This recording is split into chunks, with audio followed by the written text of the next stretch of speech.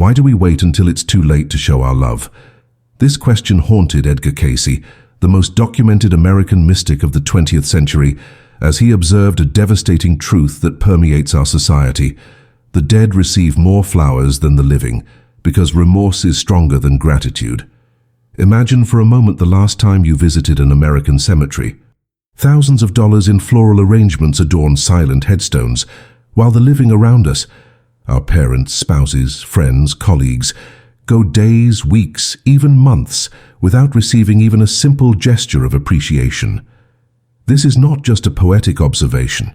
It is a deeply rooted psychological pattern that defines how we experience and express love, gratitude, and human connection.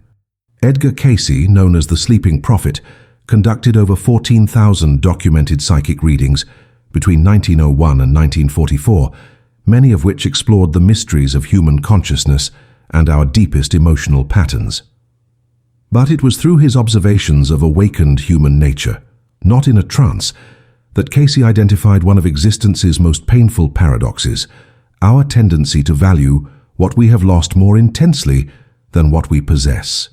His records, preserved at the Association for Research and Enlightenment in Virginia Beach, reveal not only a man with extraordinary abilities, but also a shrewd observer of the American psyche and the universal patterns that govern our relationships. Modern science has confirmed what Cayce intuited decades ago. Nobel laureate psychologist Daniel Kahneman has demonstrated through decades of research that we experience the pain of loss approximately twice as intensely as the pleasure of an equivalent gain. This phenomenon, known as loss aversion, explains why remorse, that searing agony of "I should have," possesses far greater emotional power than gratitude, which we often take for granted. When someone we love departs this life, we are suddenly confronted with the brutal finiteness of our opportunity to express love, and this belated realization propels us to grand gestures we never considered while they were present. Throughout this video, you will discover why our minds are programmed for this destructive pattern, how Edgar Cayce's insights into human nature align perfectly with modern neuroscience, and most importantly, how you can break this cycle before it's too late. We will explore the documented case of an American family who completely transformed their relationships by applying the principles Cayce identified, revealing how small daily changes can prevent decades of regret. You will also learn the specific method Cayce developed for cultivating active gratitude, a practice that not only strengthens our bonds with the living, but literally rewires our brains to recognize and value the blessings present in our lives before they become memories. This is not an easy journey because it requires us to face an uncomfortable truth about our nature, that we often love more fully in retrospect than in the present moment. But it is precisely this courage to look at our deepest patterns that allows us to transcend them. Edgar Cayce believed that human consciousness possesses an infinite capacity for transformation, and that recognizing our limiting patterns is the first step toward creating richer, more authentic and more fulfilling relationships, while we still have time. In 1923, Edgar Cayce was approached by a desperate woman named Margaret Thompson from Richmond, Virginia. Margaret had lost her husband in an industrial accident just 6 months after a period of growing estrangement in their marriage. During the last 2 years of his life, she had become increasingly critical, focusing on his failures as a provider and father, rarely expressing appreciation for the small kindnesses he offered daily. Now alone with 3 young children, Margaret spent a fortune she could ill afford on flowers for his grave every week, while consumed by a remorse so intense she could barely function. This case, documented in Cayce's archives, perfectly illustrates the psychological dynamic he had identified: our tendency to express love through posthumous guilt instead of present gratitude. During the reading for Margaret, Cayce explained that remorse possesses a much greater emotional intensity than gratitude because it is intrinsically linked to our most primitive fear, the fear of finitude. When someone is alive beside us, our subconscious mind assumes there will always be tomorrow to express love, apologize, or show appreciation. This illusion of infinite time allows us to postpone gestures of affection, words of gratitude, and moments of genuine connection. However, the instant the person departs, we are brutally confronted with the reality that time was, in fact, limited and precious. And this belated perception generates an overwhelming emotional urgency that manifests as intense remorse. Cayce identified that this dynamic is amplified by what he called the inversion of presence. When someone is physically present in our lives, we tend to focus on what bothers us about them, their annoying habits, flaws, limitations. Our attention naturally gravitates to what we want them to change or improve, but the moment they depart, our perception completely reverses. Suddenly we remember only the qualities we loved, the special moments, the small kindnesses we had ignored. This inversion is not only cruel, it is also a tremendous waste of emotional energy and opportunity for connection. Modern neuroscience confirms Cayce's observations in surprising ways. Dr. Antonio Damasio, a neuroscientist at the University of Southern California, discovered that our brain processes the anticipation of loss in completely different regions than those that process the experience of present gratitude. The prefrontal cortex, responsible for planning and future projection, becomes hyperactive when we contemplate the possibility of loss, generating a cascade of stress hormones that dramatically intensify our emotions. On the other hand, present gratitude activates the parasympathetic nervous system, creating feelings of calm and well-being that, ironically, are much more subtle and easier to ignore than the dramatic intensity of remorse. Margaret Thompson discovered this truth the most painful way possible. During her session with Cayce, she realized she had spent the last 2 years of her marriage focusing on how her husband didn't meet her financial expectations while completely ignoring that he woke up an hour early every morning to make her coffee, that he always remembered her favorite movies when they were on television, and that he never failed to kiss her goodnight, even during their worst arguments. These small daily expressions of love had become invisible to her, overshadowed by her frustrations with larger issues. Now, with him gone, each of those forgotten memories became a source of agony, and she found herself spending more on weekly flowers for his grave than he had ever spent on himself in gifts throughout his entire life. Cayce explained to Margaret that remorse is, in essence, wasted love trying to express itself through time. It is all the gratitude, appreciation, and affection we didn't express when we had the opportunity, now concentrated and intensified by the impossibility of direct communication. This is why American cemeteries are filled with expensive flowers and elaborate headstones. They are monuments to the love we failed to express while there was time. The average florist in an American city reports that sales to cemeteries account for 40% of their revenue, while sales to living people rarely exceed 25%. We are literally investing more in expressing love to the dead than to the living. But there is something even deeper in this dynamic that Cayce identified through decades of observation. He realized that expressing love to the dead through rituals like flowers and cemetery visits offers a false sense of redemption that can be psychologically addictive. It allows us to feel as if we are doing something for the relationship without demanding the real vulnerability that expressing love to living people requires. When we place flowers on a grave, we don't run the risk of rejection, of not being reciprocated, or of having to face complex relationship issues. It is love without risk, but also without real reciprocity or mutual growth. But this is where Edgar Cayce's wisdom reveals its most transformative dimension, because he didn't just diagnose the problem, he developed a practical antidote. Through his studies of human consciousness and dozens of cases like Margaret Thompson's, Cayce identified a specific neurological pattern that can be reprogrammed to reverse this destructive tendency. He discovered that active gratitude, different from the passive gratitude most of us occasionally practice, can literally rewire our brains to value the present instead of lamenting the past. The most extraordinary case in Cayce's archives involves the Patterson family from Louisville, Kentucky. In 1931, John Patterson sought out Cayce after a devastating experience. His father had died suddenly, and John realized he had spent the last 5 years of his father's life focusing only on the negative aspects of his personality. His father was a simple, hard-working tobacco factory worker whom John considered limited and without ambition. After his death, John was consumed by such intense remorse that he began experiencing panic attacks and severe insomnia. During the reading, Cayce made an observation that would change not only John's life but his entire family's. Remorse is gratitude fermented in darkness. When you bring gratitude into the light through present action, remorse loses its power. Cayce instructed John to implement what he called the Living Gratitude Protocol, a specific system for expressing active appreciation to his living family members.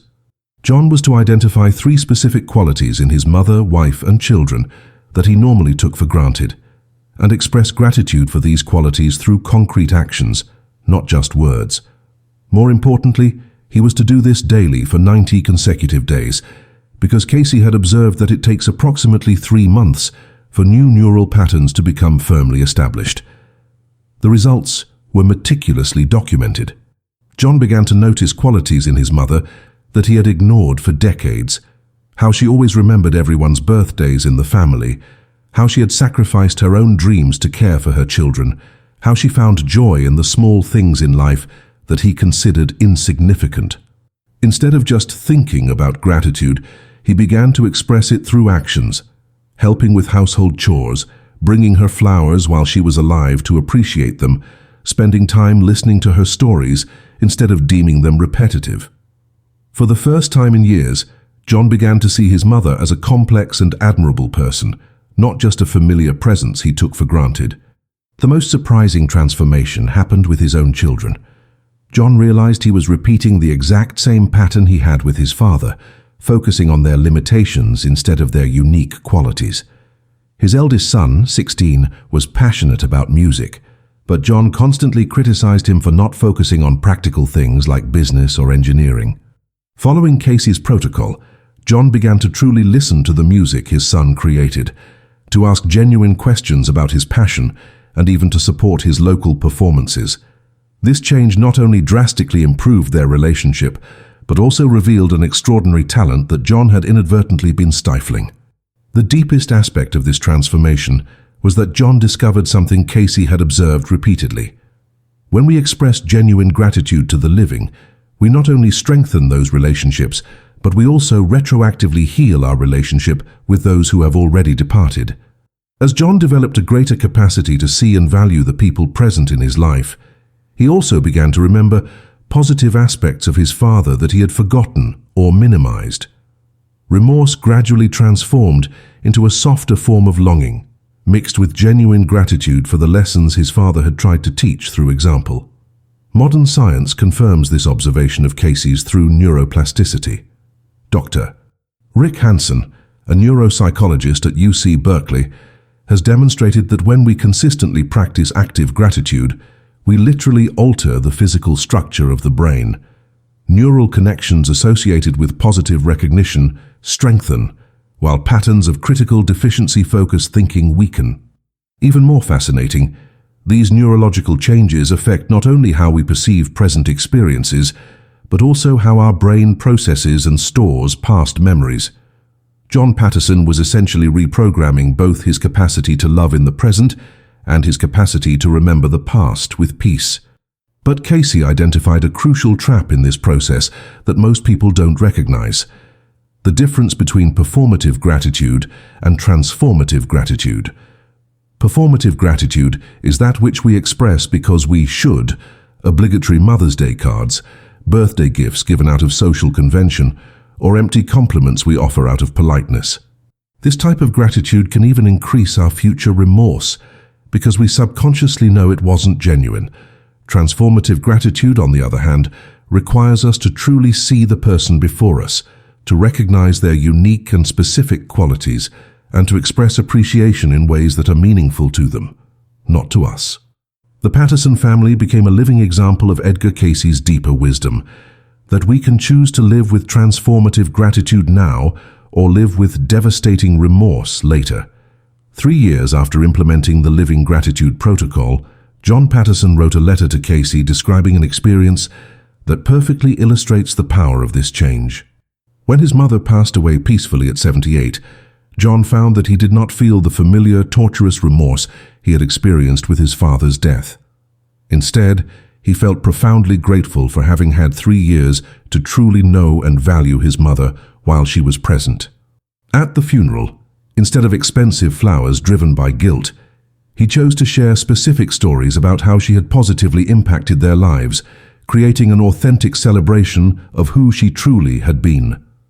This transformation reveals Cayce's most revolutionary insight, that the true antidote to remorse is not trying to love more intensely after someone departs, but developing our capacity to see and value deeply while they are still with us. He understood that most of us live in a kind of emotional sleepwalking, interacting with the most important people in our lives through filters of familiarity that prevent us from truly seeing them. When we see someone every day, our brain automatically categorizes that person as known and stops paying conscious attention to the details that make that person unique and precious. But there is an immediate practical application of this wisdom that you can implement today, starting now. Cayce developed what he called the beloved stranger exercise, a simple but powerful technique to break these filters of familiarity. Choose an important person in your life, spouse, parent, child, close friend, someone you see regularly. For the next 7 days, commit to observing this person as if you were meeting them for the very first time. Pay attention to physical details you normally ignore, how they hold a coffee cup, the expression in their eyes when they are thinking, the small gestures they make when they are comfortable or nervous. More importantly, truly listen to what they say, not just waiting for your turn to speak or mentally formulating responses. Ask questions about their thoughts, dreams, and concerns as if you genuinely didn't know the answers. Most of us assume we know the people closest to us completely, but the truth is that we are all constantly changing, evolving, having new insights and experiences. When we stop asking curious questions, we stop truly knowing the person before us. During this process of renewed observation, identify 3 specific qualities in this person that you admire, but rarely verbally acknowledge. Not obvious or superficial characteristics, but deeper aspects of their character, their way of handling challenges, their unique way of showing affection, or talents they possess that you may have started to take for granted. Then, and this is the crucial step, find specific and concrete ways to express gratitude for these qualities through actions, not just words. If you admire how your spouse always finds ways to make you laugh during difficult days, don't just say, "Thanks for making me laugh." Instead, create a special opportunity to show that you value this talent, perhaps planning a humor-focused evening you can share, or writing a specific note about how his or her humor helped you through a particular moment. If you appreciate how your mother always remembers small details about people she knows, acknowledge this quality by doing something that shows you also paid attention to details about her life. The key is specificity and action. Vague gratitude does not transform relationships or rewire brains. Specific gratitude, expressed through concrete and personalized gestures, creates powerful neural connections that literally change how we experience love and connection. When we do this consistently, we develop what Cayce called soul vision, the ability to see the people we love through the eyes of present love, not through the filters of criticism or numbing familiarity. But this journey also requires courage, because expressing genuine gratitude makes us vulnerable. It requires us to admit that the people in our lives are precious and important to us, and that means confronting the reality that one day they will no longer be here. That's why it's easier to live in denial, focusing on small annoyances or maintaining emotional distance. But Edgar Cayce understood that this vulnerability is not a risk. It is the gateway to authentically transformative relationships and to a life without the overwhelming weight of remorse. The deepest truth Cayce discovered is that we have a fundamental choice. We can choose to love fully now, with all the vulnerability and risk that entails, or we can choose to love through remorse later, when it is safe but useless. The dead will continue to receive more flowers than the living, only as long as we choose to live with dormant gratitude instead of awakened gratitude. Today, at this moment, you have an opportunity that millions of people living with remorse would give anything to have: the chance to express love and gratitude while there is still time. The question is not whether you love the important people in your life. The question is whether you will have the courage to let them know it through concrete actions before it's too late to make a difference,